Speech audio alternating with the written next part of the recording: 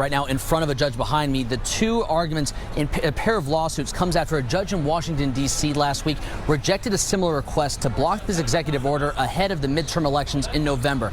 Now, President Trump signed the executive order back in March after calling for tighter rules on mail-in voting for years and pushing false claims that his 2020 election loss was the result of widespread voter fraud. The order directs the Trump administration to compile a list of confirmed U.S. citizens eligible to vote in each state and to use federal data to help state election officials verify who is eligible to vote.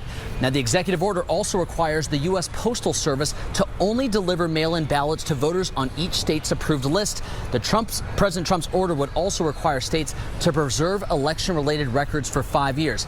Now, the plaintiffs, including the ACLU, Massachusetts Attorney General Andrea Campbell, along with more than 20 other states, claim that the executive order violates the U.S. Constitution and risks disenfranchising eligible voters. Now, cameras, of course, are not allowed in federal court, but this morning, federal judge Indira Talwani asked pointed questions at the government's attorneys, including how these lists will be compiled and provided to states before upcoming primary elections this summer, how they can guarantee that people won't be disenfranchised, and how the post office will handle issues with disputes between the state and federal government list under threat of violating election law.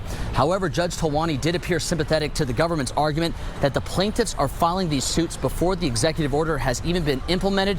My colleague Todd Kiskiewicz is in courtroom and have full coverage in our evening newscast. Reporting live in federal court, Matt Reed, WCVB News.